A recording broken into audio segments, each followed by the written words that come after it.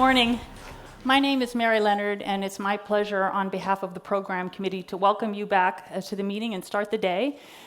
In thinking about the day yesterday, it's really quite extraordinary to see such state-of-the-art science on conception and pregnancy and the newborn infant.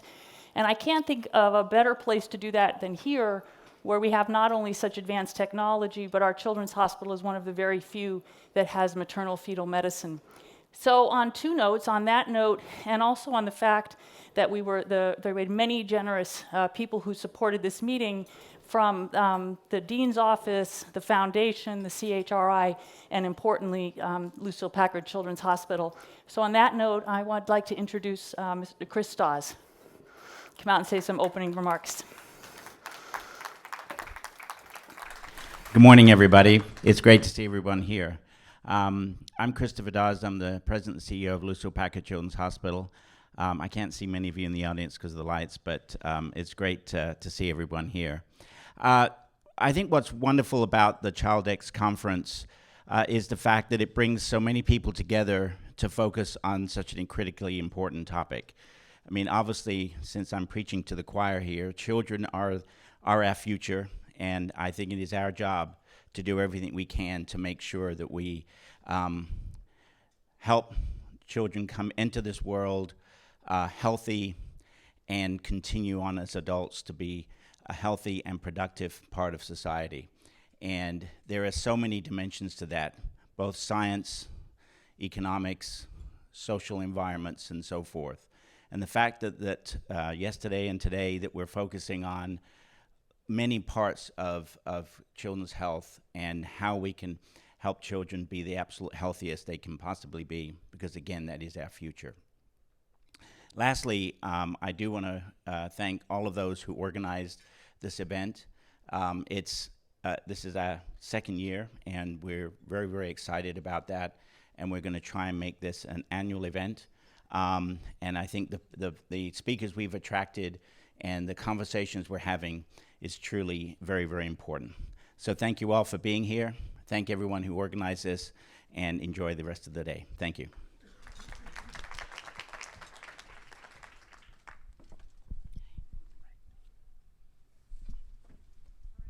Given the very daunting task of summarizing yesterday's meeting, and I don't think I really can begin to do it justice. For those of you who maybe missed some of the sessions yesterday, and of course they'll be available on video, I'll just give you a really brief overview.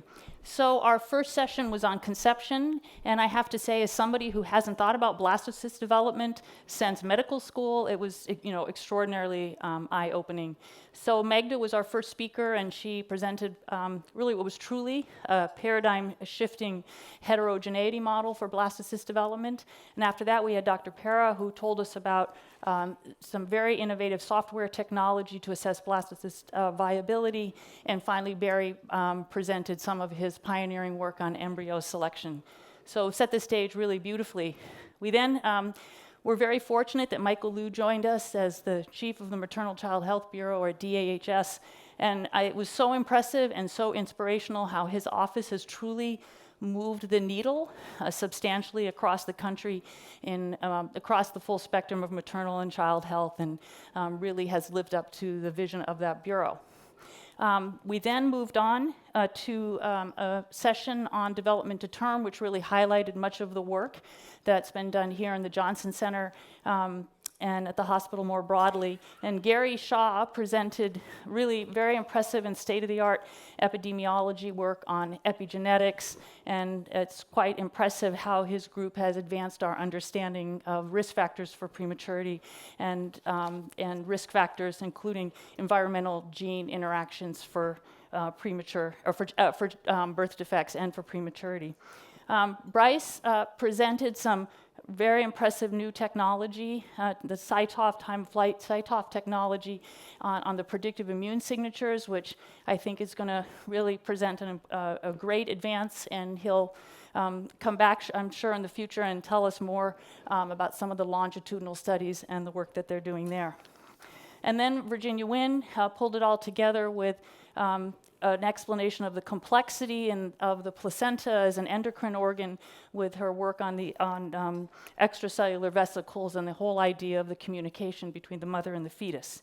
And finally, Ann Lynch presented new proteomic analysis. And to me, much of the way the work is done in the volcano plots was really very eye-opening in terms of biomarkers. And not only that, but really has identified a number of pathways related to complement immune function and clotting.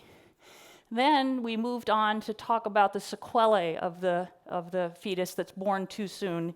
And Carl not only told us about his work in necrotizing enterocolitis, but helped us think about the way newborn screening can be repurposed for acquired diseases. And I think that's going to have an impact far beyond the work in the premature infant. Hugh, our chair, told us about his population-based studies and the genetics of lung development and the advances using more sophisticated genetic methods than just GWAS. And finally, Heidi presented an extraordinary integration of novel and traditional behavioral techniques with state-of-the-art advanced neuroimaging. And I can't remember the name of the neural pathway that was her favorite, but it was really a very captivating presentation. And then finally, which as perfect for Stanford, was a presentation on technology and innovation.